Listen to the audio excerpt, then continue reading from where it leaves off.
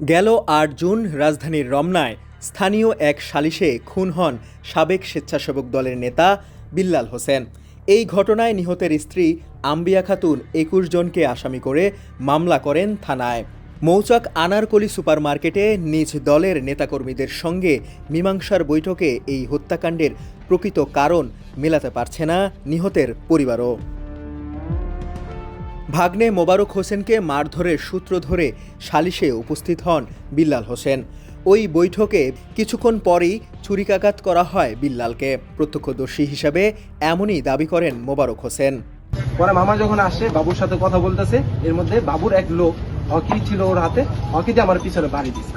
যখন বাড়ি দিছে মামা চেতে গেছে, মামা চেতে যে ওদেরকে ধরছে। মামাকে বিল্লাল তালুক আসছে সে? জি উনি আসছিল, তো বাড়ি দিছে, তখন আমরা ধরছি।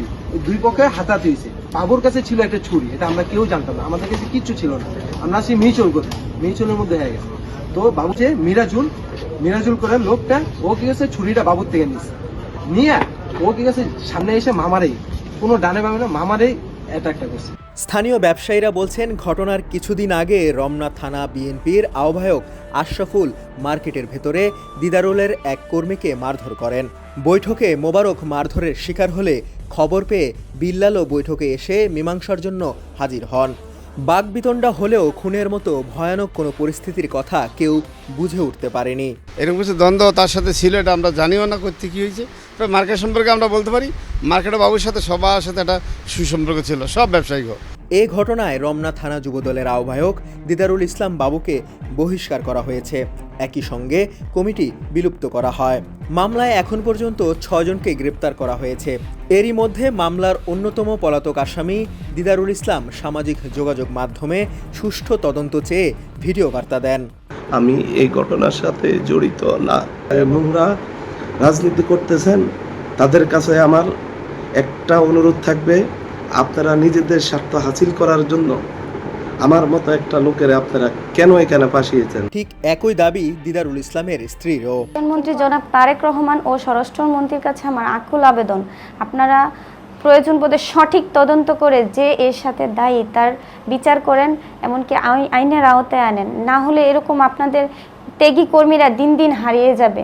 এদিকে লুৎফর রহমান পাটোরের স্ত্রী ও ছেলের দাবি, ঘটনার দিন লুৎফর রহমান ছিলেন নাটোরে। ঢাকায় ফিরলে তাকে গ্রেপ্তার করা হয়। আমার হাজব্যান্ডের ছিল নাটোরে, ও নিয়ে ঘটনার 2 দিন আগে নাটোরে চলে গেছিল। জানতে চাচ্ছি কেন ওনাকে আসামি দেওয়া হয়েছে। পরে তিনি 9 তারিখে আসার পরে এর থাকছে হয়েছে, পরে 10 তারিখে রাত্রেবেলায় ওনাকে ধলেপাড় থেকে নিয়ে যাওয়া হয়েছে। সালিশের দ্বন্দ্ব ছাড়াও পুলিশের তদন্তে পারিবারিক ব্যবসা সহ মার্কেটের বিদ্যুৎ ও ময়লার বিলের টাকার বিরোধের মতো বিষয়ও সামনে এসেছে। তবে হত্যার কারণ হিসাবে এখনই চূড়ান্ত কোনো মন্তব্য করতে রাজি হয়নি পুলিশ। অনেকগুলো বিষয় আসছে, আসলে ফাইনালি এখনো কোনোটাই ফাইনাল করে বলা যাবে না।